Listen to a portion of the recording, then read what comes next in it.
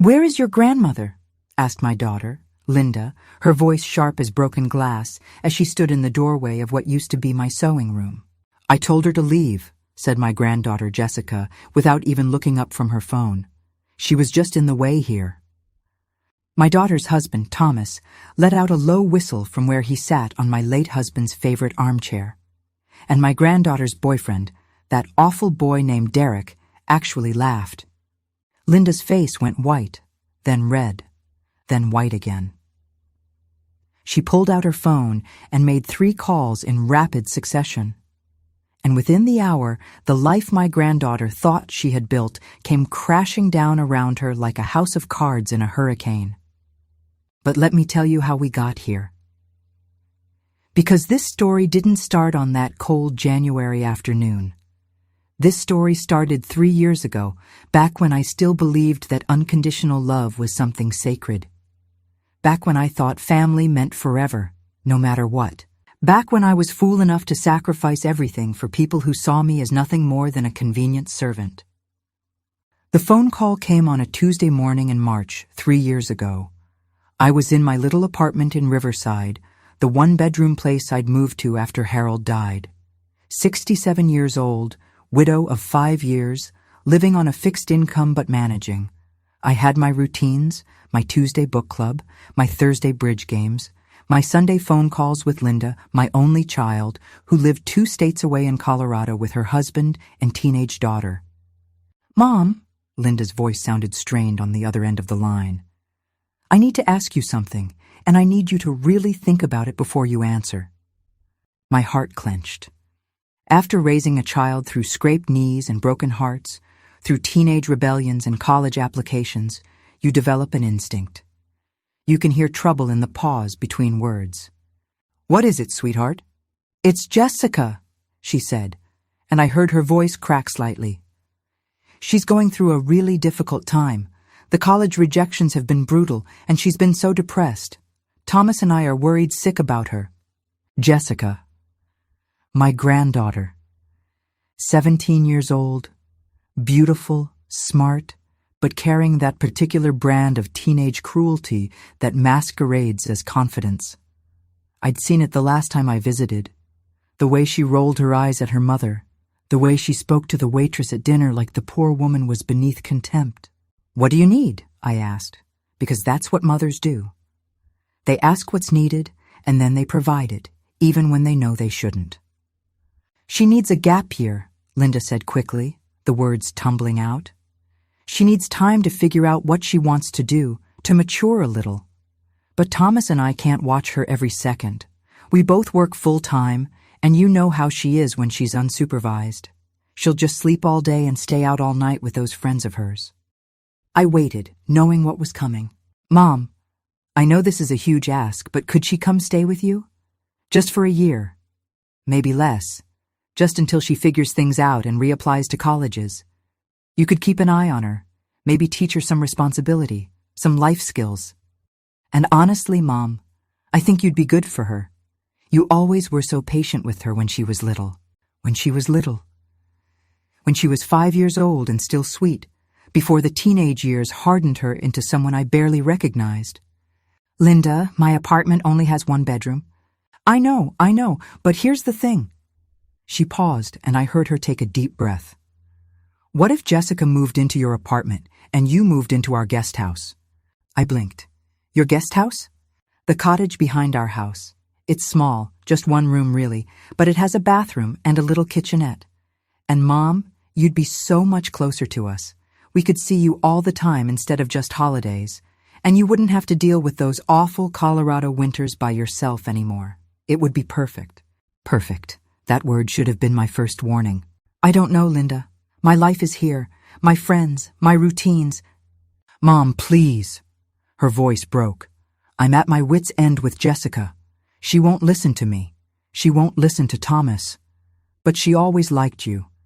And I think being away from her friends here, getting a fresh start, having someone stable in her life, it could really help her." And there it was. The plea.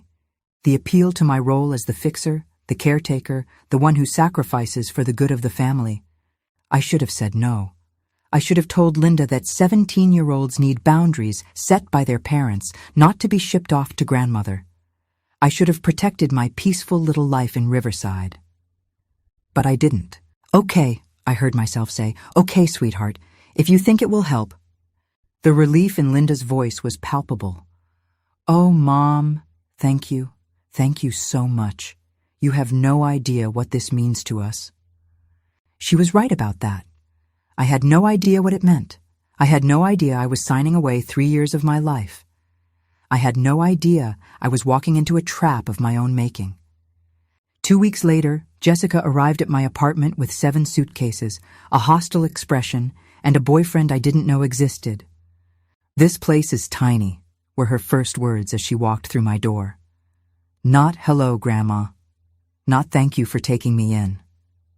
Just criticism, delivered with the casual cruelty of someone who has never had to be grateful for anything. "It's cozy," I corrected gently, trying to see my home through fresh eyes. The cream-colored walls I'd painted myself, the furniture Harold and I had chosen together, the photographs of our life covering every surface. "And it will be yours for the year. I'm moving to your parents' guest house." She dropped her bags in the middle of my living room floor. "When are you leaving?" "This weekend. I just need to pack up my essentials." "Good, because Derek is coming over tonight." I blinked. "Derek?" "My boyfriend." She said it like I was stupid for not knowing. "We've been together for 8 months. He'll probably be staying over a lot, so you should know that." "Jessica, your mother didn't mention—" "My mother doesn't know everything." She crossed her arms, that teenage defiance radiating off her like heat. "And I'm 18 in 2 months, so technically I can do whatever I want." That's when I should have called Linda. That's when I should have said, "Come get your daughter right now. This arrangement isn't going to work." But I didn't, because I kept thinking about Linda's strained voice on the phone, about how she'd said Jessica was depressed, about how she'd begged me to help. So instead, I said, "We'll need to discuss some ground rules." Jessica laughed. Actually laughed. "Sure, Grandma, whatever you say." She turned and walked into my bedroom, and shut the door. That was the first day, and it only got worse from there. Linda and Thomas's property was beautiful, I had to admit that. A sprawling ranch-style house on 5 acres with gardens and a small pond and an honest-to-God guest cottage in the back. The cottage had been Thomas's workshop before he'd built a larger one closer to the house. It was maybe 400 square feet. One room that served as bedroom and living area, a bathroom barely big enough to turn around in, and a kitchenette consisting of a mini-fridge, a hot plate, and a microwave. "Isn't it charming?" Linda said brightly as she showed me around. Too brightly. The kind of brightness that comes from guilt, poorly masked. "It's small," I said carefully, setting down the 1 suitcase I'd brought. Most of my things were in storage. My furniture, my photos, my books, all boxed up and locked away because there was no room for them here. "But you'll be so close to us." Linda gestured toward the main house, visible through the trees. "You can come over for dinner any time. Use our laundry room. Watch TV with us. It'll be like when I was growing up and you and Dad were always just in the next room." Except it wasn't like that at all. When Linda was growing up, I'd had my own house, my own space, my own life. Now I had 400 square feet and a hot plate. "And you'll keep an eye on Jessica?" Linda asked, her brightness dimming slightly. "Make sure she's settling in okay?" "Of course," I said automatically, because that's what I did. I took care of people. For the first few weeks, I tried to make the best of it. I decorated the cottage with the few personal items I'd brought. I established a routine. I walked to the main house every morning to check on Jessica, who was living rent-free in my apartment 2 states away. The phone calls were never encouraging. "Hi, Grandma," Jessica would say when she bothered to answer, which was maybe 1 time in 3. "Yeah, everything's fine. No, I haven't looked at any college applications yet. I'm just, taking a mental health break, you know?" Meanwhile, my savings, the money Harold and I had carefully accumulated over 45 years of marriage, slowly drained away. I was still paying rent on the Riverside apartment, even though I wasn't living there. I was buying my own groceries because I felt uncomfortable taking too much from Linda and Thomas. I was paying for storage, and I was living in a cottage I paid nothing for, which meant I owed them, which meant I couldn't complain. The trap was closing around me, and I didn't even see it yet. 3 months in, Derek moved into my Riverside apartment with Jessica. "It just makes sense," Jessica said when I called to confront her about the male voice I'd heard in the background. "He was basically living here anyway, and his roommate situation fell through, so I told him he could stay." "Jessica, that's my apartment. My name is on the lease." "And Mom said I could live here. She didn't say I had to live here alone." "Your mother doesn't know you have a boyfriend living there." "Then don't tell her." Jessica's voice went cold. "Unless you want to make everyone upset and ruin everything." There it was, the manipulation, the implicit threat. "Tell on me, and I'll make sure everyone blames you for causing drama." I should have told Linda anyway. I should have put my foot down, but I didn't. Because I was already tired. Because I was already feeling unmoored, living in a cottage behind my daughter's house, most of my possessions in storage, my routines disrupted, my life on hold. Because I had already started to disappear. 6 months into my stay in the cottage, things began to change. Subtly at first. Small requests that seemed reasonable in isolation, but added up to something darker. "Mom, could you watch the house while we're gone this weekend?" Linda asked. "We're going to a conference in Denver, and I'd feel better knowing someone was here." "Of course," I said. "And maybe you could mow the lawn. Thomas usually does it, but with the conference..." "Sure, sweetheart."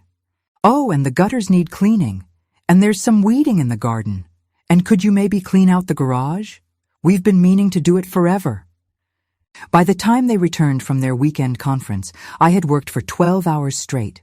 I was 70 years old, and I had mowed 2 acres, cleaned gutters, weeded 3 garden beds, and organized an entire garage. "Thanks, Mom," Linda said breezily when they got home. "You're a lifesaver." No offer to compensate me. No acknowledgement of the physical toll. Just casual acceptance that of course I would spend my weekend doing manual labor for them.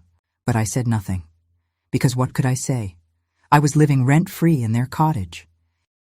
I owed them. The requests came more frequently after that. Could I deep clean the house before Linda's mother-in-law visited? Could I prepare meals for the week because Linda was swamped at work?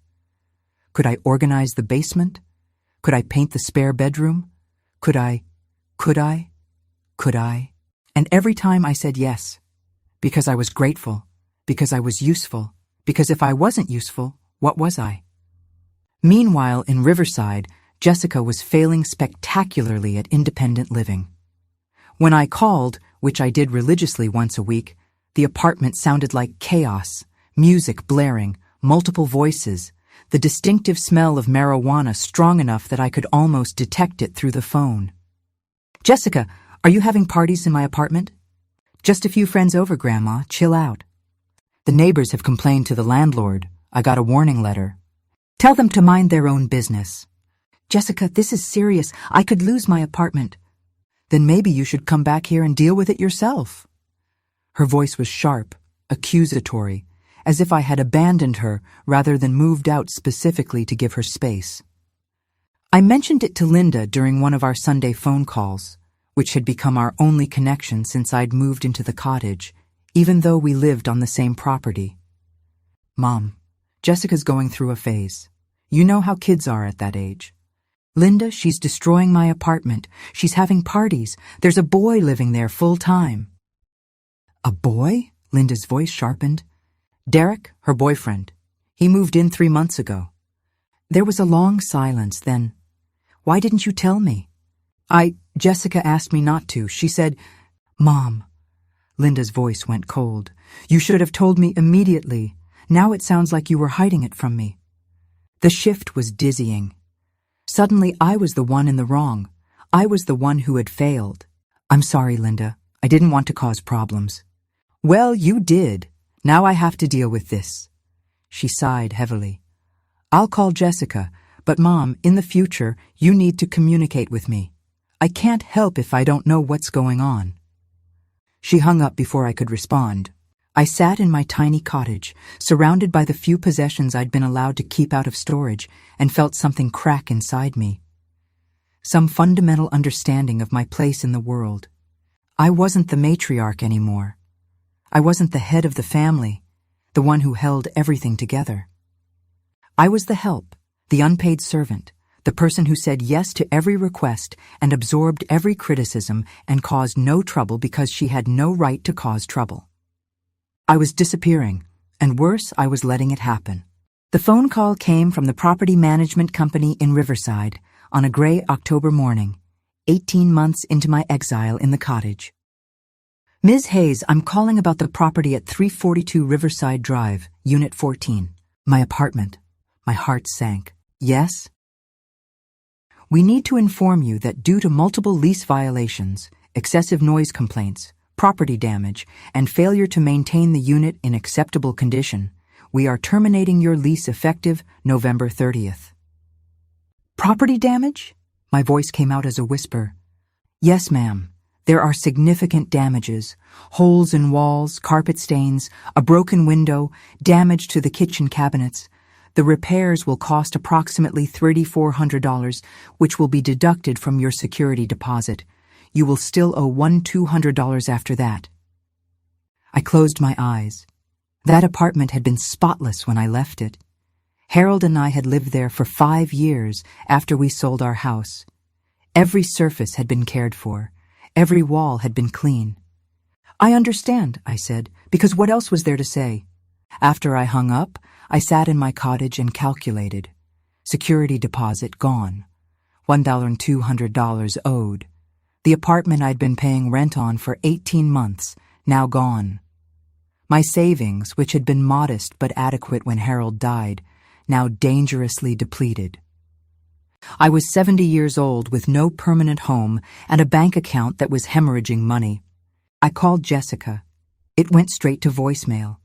I called again and again. On the 4th try, she answered. What, Grandma? I'm busy. Jessica, the property management company just called. They're evicting us. Yeah, I got the notice. You got the notice? When? Like 2 weeks ago. 2 weeks and you didn't tell me? I figured you'd find out eventually. She sounded bored.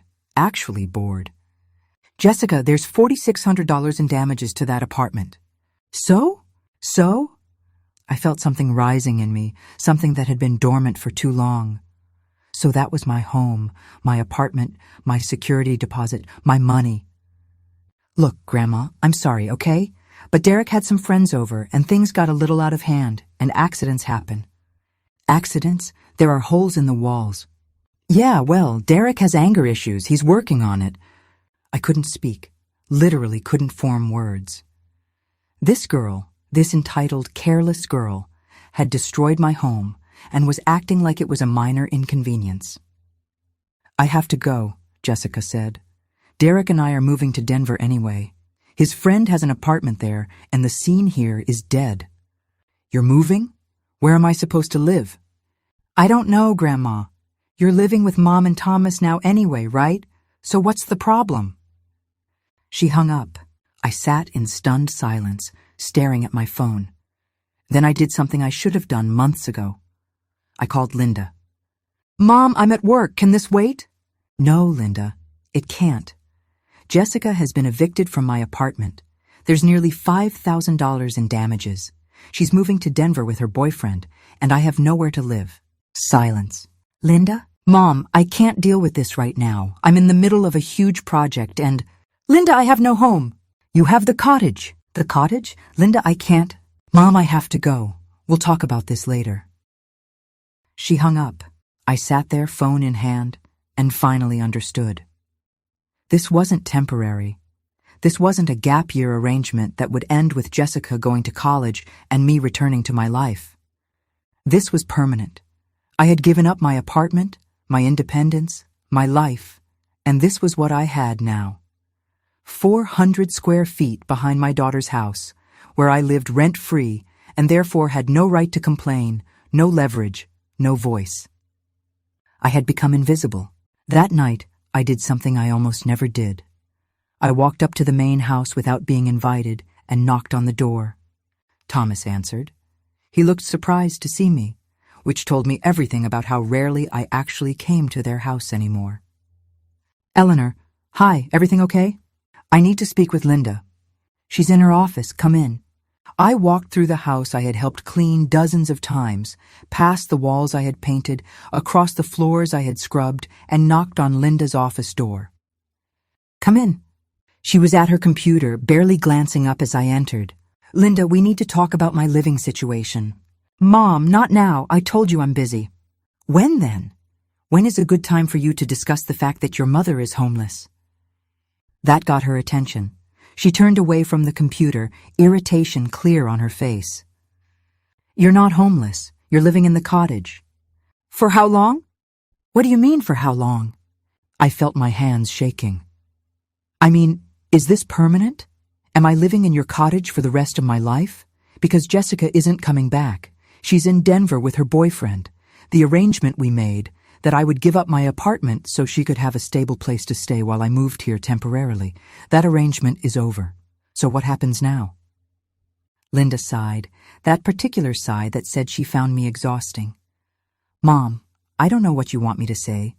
I want you to say that you recognize this was supposed to be temporary. I want you to say that you'll help me find a new apartment. I want you to acknowledge that I gave up my home for your daughter, and she destroyed it, and now I have nothing. That's a little dramatic, don't you think? Dramatic? The word came out sharper than I intended. Linda, my savings are nearly gone. I've been paying rent on an apartment I wasn't living in for 18 months. I've been living in a cottage the size of a hotel room. I've been cleaning your house, maintaining your property, painting your rooms, organizing your garage, all without compensation. And now, I'm asking what happens next, and you're calling me dramatic. She stood up, her face flushing. I didn't ask you to do any of that. You volunteered. Because I felt like I owed you. Owed me? For what? For the cottage, for letting me live here rent-free. So you do understand that you're living here rent-free. Linda crossed her arms. Mom, I've been more than generous. Do you know what it would cost to rent a place around here? The cottage may be small, but it's on 5 acres of prime property. Some people would kill for that. I stared at my daughter, this woman I had raised, and barely recognized her. Is that how you see this? As you doing me a favor? It is a favor, Mom. I'm sorry if that sounds harsh, but it's true. Thomas and I are giving you a free place to live. Yes, you help out around the house sometimes, but that's what families do. They help each other. Help each other, I repeated slowly. Linda, in the past 18 months, how many times have you helped me? That's not fair. How many times have you asked how I'm doing? Really doing? How many times have you noticed that I have almost no furniture, that I eat most of my meals alone in a cottage the size of a closet, that I've given up everything, my home, my friends, my independence, to help you with your daughter? You chose to move here, to help Jessica, for a year, not forever. We stared at each other, years of unspoken resentments suddenly visible in the air between us. So what do you want? Linda asked finally, her voice cold. You want to leave? Fine, leave. No one's forcing you to stay. And go where, Linda? With what money? I have maybe $8,000 left in savings. That's it. That's what's left after a lifetime of work, after 45 years of marriage, after raising you and helping raise Jessica. $8,000. That's not my fault. The words hung in the air like poison. No, I said quietly. No, you're right. It's not your fault. It's mine. It's my fault for saying yes every time you asked for something. It's my fault for believing that family takes care of each other. It's my fault for thinking that my sacrifice would be appreciated instead of expected. I turned and walked out of her office, walked through the beautiful house I'd helped maintain, walked across the manicured lawn I'd mowed, walked back to my tiny cottage. And I started making plans. I couldn't afford a lawyer, but I could afford internet access. For the next 2 weeks, I lived on my laptop, researching tenant rights, housing laws, elder exploitation. What I found chilled me. I wasn't a tenant. I had no lease agreement. I was what the law called a guest, which meant I had almost no rights. Linda and Thomas could ask me to leave at any time, for any reason, with minimal notice. But I also found something else, something interesting. I found information about property taxes, about the homestead exemption that Linda and Thomas were claiming. The exemption that required the property to be their primary residence, occupied only by family members. The exemption that saved them approximately $4,000 a year in taxes. The exemption that technically didn't apply if they had a rental property on the same land. I kept researching. I found articles about elder financial abuse, about family members who used elderly relatives as unpaid labor, about the legal definition of exploitation, and I found resources, legal aid services, elder advocacy groups, people who helped people like me. On a cold December morning, 2 years and 9 months after I'd moved into the cottage, I made a phone call. Elder Rights Legal Services, how can I help you? Hello, I said, my voice steady for the first time in years. My name is Eleanor Hayes, and I think I need help. The lawyer's name was Patricia Morrison. She was 60 years old, sharp as a tack, and she listened to my story with increasing anger visible on her face. Let me make sure I understand, she said when I finished. You gave up your apartment to provide housing for your granddaughter. You moved into an unheated, barely livable cottage. You have no lease agreement. You've provided hundreds of hours of unpaid labor. And your granddaughter destroyed your apartment, costing you your entire security deposit plus additional money you don't have. Yes. And how much money do you currently have in savings? About $7,300. Patricia wrote something down. And your monthly income? Social Security of $470 a month, which means you're living below the poverty line for someone your age. She looked up. Eleanor, you've been exploited by your own family. Hearing someone say it out loud, someone objective, someone with legal expertise, made something break loose inside me. I started crying. Not delicate tears, but deep, wrenching sobs that shook my entire body. Patricia handed me tissues and waited patiently. I'm sorry, I said when I could speak again. Don't be. You have every right to be upset. Now, let's talk about options. She laid them out methodically. I could continue as I was, hoping Linda and Thomas would eventually do the right thing. I could leave, try to find low-income housing, and sever ties with my daughter. Or I could fight back. Fight back how? Well, there are several angles. First, you've been providing labor in exchange for housing. That's actually an employment relationship, and they should have been paying you minimum wage. They owe you back wages. My eyes widened. Second, they're claiming a homestead exemption while essentially operating a rental property. That's tax fraud. I don't want to get them in trouble. Eleanor. Patricia's voice was kind but firm. They are already in trouble. They committed fraud. The question is whether there are consequences. And third, the cottage you're living in doesn't appear to be up to code for habitation. No heat in the winter? No proper insulation? That's a violation of housing laws. What are you saying? I'm saying you have leverage, significant leverage. The question is whether you're willing to use it. I thought about the last 3 years, about disappearing bit by bit, about working myself to exhaustion for people who saw me as a convenience, about becoming invisible in my own family. Yes, I said, I'm willing. Patricia moved fast. Within a week, she had compiled a detailed report of labor hours, tax records, code violations, and a letter outlining the legal issues. We're going to give them a chance to make this right, she said. We'll present them with the facts and a settlement offer. If they refuse, we escalate. What kind of settlement? Back wages for 3 years of labor. Conservative estimate, you provided at least 20 hours a week at minimum wage. That's about $46,000. Plus moving expenses to help you relocate. Plus compensation for the destroyed apartment. Total, $55,000. I felt dizzy. $55,000?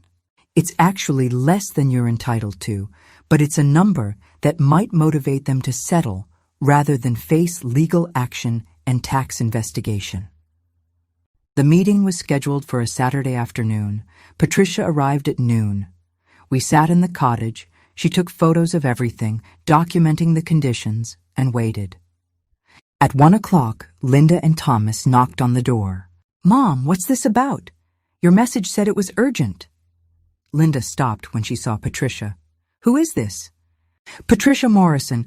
I'm Ms. Hayes' attorney. Please come in. We have things to discuss." The cottage was too small for 4 people. We were practically on top of each other, which perhaps worked in our favor. They couldn't escape. They couldn't ignore us. "Attorney?" Thomas looked at me. "Eleanor, what's going on?" "Sit down, please," Patricia said, her tone professional but implacable. They sat. I remained standing by the tiny kitchen area, my hands clasped together to keep them from shaking. Patricia laid out the facts methodically. The labor hours, the lack of compensation, the code violations, the tax fraud. With each point, Linda's face grew paler and Thomas's grew redder. "This is ridiculous," Linda finally exploded. "We gave her a place to live." "An uninhabitable space in exchange for extensive unpaid labor," Patricia corrected, "which constitutes exploitation under elder abuse statutes." "Elder abuse?" Thomas stood up. "Now wait just a minute." "Sit down, Mr. Hayes." Patricia's voice could have cut glass. "I'm not finished." She outlined the settlement offer. $55,000 paid within 30 days in exchange for a signed agreement that I would pursue no further legal action. $55,000? Linda's voice was shrill. "We don't have $55,000.